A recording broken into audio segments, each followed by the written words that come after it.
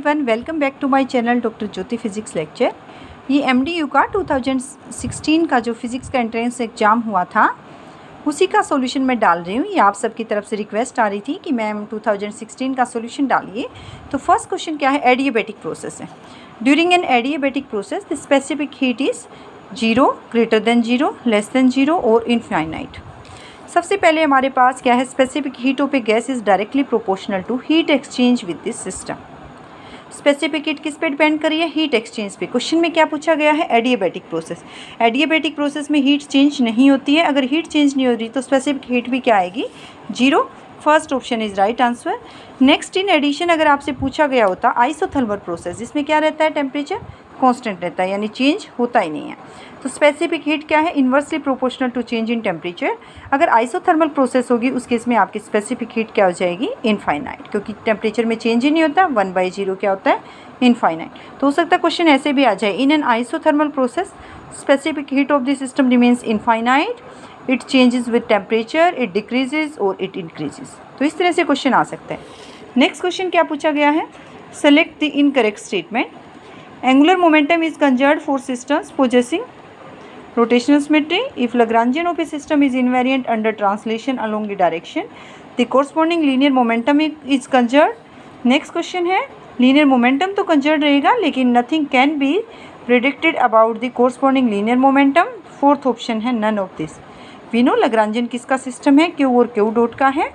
तो Q generalise coordinate होता है, Q डॉट जनरलाइज वेलोसिटी होती है। ये तो करेक्ट है दोनों ही स्टेटमेंट। अगर हमारा सिस्टम जो है रोटेशनल सिमेट्री है तो उसके कोरस्पॉन्डिंग लैग्रांजियन में, तो यहाँ पे आपका एंगुलर मोमेंटम कंजर्व रहेगा। अगर आपका लैग्रांजियन जो है ट्रांसलेशन के कोरस्पॉन्डिंग इनवेरिएंट है तो उसके कोरस्पॉन्डिंग लीनियर मोमेंटम कंजर्व रहेगा। लेकिन थर्ड स्टेटमेंट हमें बताना क्या है, क्वेश्चन में इनकरेक्ट कौन सी है। क्या पूछा गया है कि हम आपका लीनियर मोमेंटम नहीं ऑब्जर्व कर सकते। लैग्रांजियन इसका फंक्शन है। अगर आप P निकालोगे, करली एल बाई करली Q डॉट, ट्रांसलेशन सिमेट्री है तो कोरस्पॉन्डिंग लीनियर मोमेंटम हम निकाल सकते हैं। तो यहाँ से ये स्टेटमेंट क्या है, इनकरेक्ट है कि nothing can be predicted about the corresponding linear momentum. Next question देखते हैं। नेक्स्ट क्वेश्चन है, विच of the following is correct order in respect of RMS velocity, average velocity and most probable velocity. ये question आप देखोगे तो हर बार आया हुआ है, जामिया मिलिया का है, DU का है, हर जगह ये क्वेश्चन पूछा जाता है। या तो आपसे जो है मोस्ट प्रोबेबल वेलोसिटी पूछेंगे, एवरेज पूछेंगे, RMS पूछेंगे। ये वैल्यूज़ आप याद रख लीजिए, मैंने लिख भी दी हैं। RMS वेलोसिटी की वैल्यू होती है √3 kT/m, एवरेज वेलोसिटी है 8 kT/m, मोस्ट प्रोबेबल क्या है, √2 kT/m। तो kT/m तो सब में कॉमन फैक्टर है, ये √3 है, ये √2 है और ये 2 पॉइंट समथिंग है। सबसे ज़्यादा आपके पास है RMS वेलोसिटी, उसके बाद एवरेज, उसके बाद मोस्ट प्रोबेबल। तो ये ऑर्डर होता है, आप याद रखिए। RMS वेलोसिटी सबसे ज़्यादा है, फिर एवरेज है, फिर मोस्ट प्रोबेबल है। यहाँ पे कौन सा ऑप्शन हो रहा है, second option is right answer. RMS सबसे ज़्यादा है, फिर एवरेज है, फिर मोस्ट प्रोबेबल है। नेक्स्ट क्वेश्चन क्या गिवन था आपके पास, अगर रेस्ट मास इलेक्ट्रॉन का गिवन है 9.1 × 10⁻³ kg, तो इसकी इक्विवेलेंट एनर्जी क्या आएगी, 0.511 अर्ग्स, 0.511 joule, 0.511 electron volt, 0.511 mega electron volt. Rest mass क्या है इलेक्ट्रॉन का, 9.1 × 10⁻³ kg। इसके कोरस्पॉन्डिंग एनर्जी क्या आएगी, m0c²। m0 है 9.1 × 10⁻31, c होती है 3 × 10⁸ होल स्क्वायर। और अगर आपको इलेक्ट्रॉन वोल्ट में कन्वर्ट करना है, जस्ट डिवाइड बाई फैक्टर 1.6 × 10⁻19। तो यहाँ पे कैलकुलेशन के बाद क्या वैल्यू आएगी, 0.511 mega electron volt. Fourth option is right answer. Next question देखते हैं। नेक्स्ट क्वेश्चन है, during N isothermal expansion of an ideal gas. Ideal gas में आइसोथर्मल प्रोसेस है तो उसकी इंटरनल एनर्जी डिक्रीज करेगी, उसकी इंटरनल एनर्जी चेंज नहीं होगी। वर्क डन होगा वो equal to amount of heat absorbed by it, यानी यहाँ पे या फिर वो दोनों और तीनों ऑप्शन ही करेक्ट हैं। तो देखिए आइसोथर्मल एक्सपेंशन प्रोसेस में आप याद रखिए टेम्परेचर कांस्टेंट रहता है, टेम्परेचर में कोई चेंज नहीं आएगा, तो dt 0 होगा। इंटरनल एनर्जी क्या करेगी, चेंज नहीं करेगी। तो यहाँ से क्या है, फर्स्ट लॉ ऑफ थर्मोडाइनमिक्स लगाइए आप। जो हीट सप्लाई कर रहे हैं सिस्टम को, कुछ इंटरनल एनर्जी इंक्रीज़ करिए प्लस कुछ वर्क डन हो रहा है, जिसको आप PdV से दिखाते हो। अब मैं कह रही हूँ इंटरनल एनर्जी चेंज ही नहीं हो रही, क्योंकि वो टेम्परेचर का फंक्शन है। DU 0 है तो DQ क्या हो गई, वर्क डन हो गई, PdV। तो यही ऑप्शन थे इसमें। इंटरनल एनर्जी जो है, दोनों ही सेकंड और third option are correct. Second option कह रहा है कि इंटरनल एनर्जी चेंज नहीं हो रही है, थर्ड ऑप्शन क्या कह रहा है, जो वर्क डन है वो किसके इक्वल है, quantity of heat absorbed by it. So second and third option are right answer.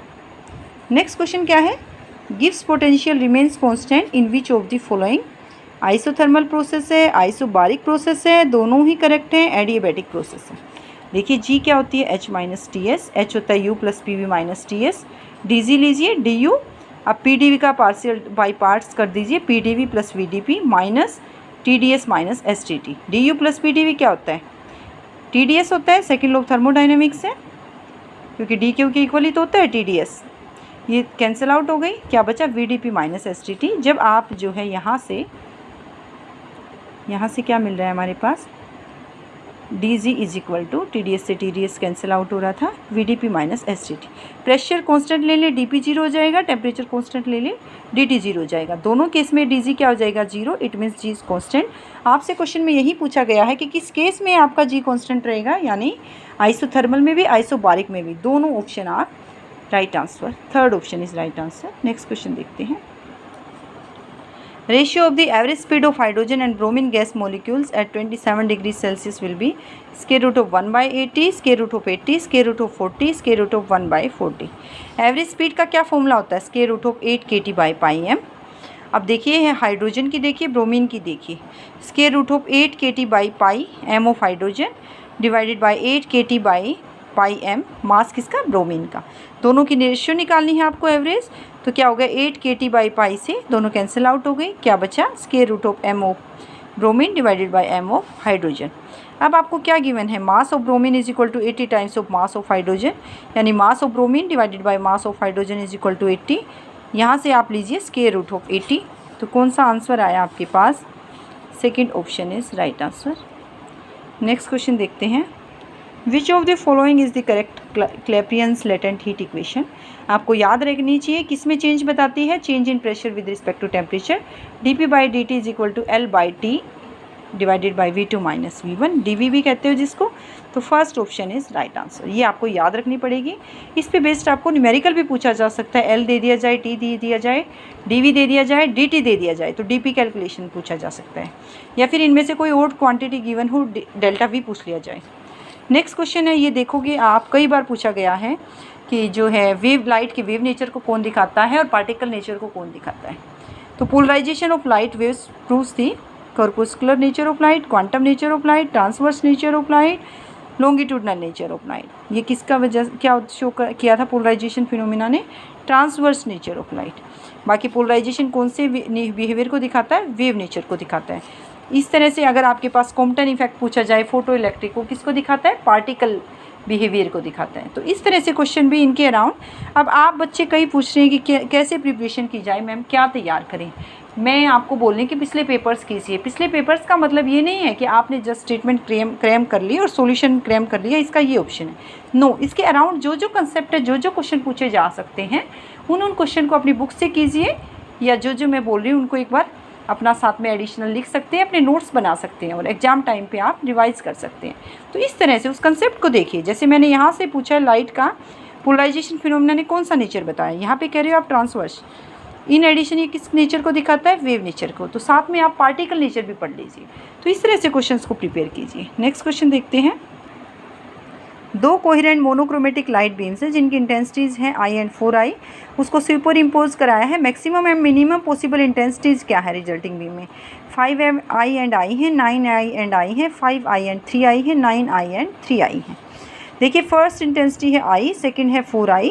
तो आपसे पूछी गई है मैक्सिमम और मिनिमम की क्या रेशियो होगी। सबसे पहले आप याद रखिए, इस पे बेस्ड मैं यंग्स डबल स्लिट एक्सपेरिमेंट का क्वेश्चन है, कम से कम 10 क्वेश्चन जरूर सोल्व कर चुकी हूँ पिछले पेपर्स में, आपने देखा होगा फॉर्मूले बेस पे। तो इंटेंसिटी किसके प्रोपोर्शनल होती है, एम्पलीट्यूड स्केयर के, वेव के एम्पलीट्यूड के। तो i1 बाई i2 क्या हो गया यहाँ से, a1 square by a2 square that is equal to i by 4i।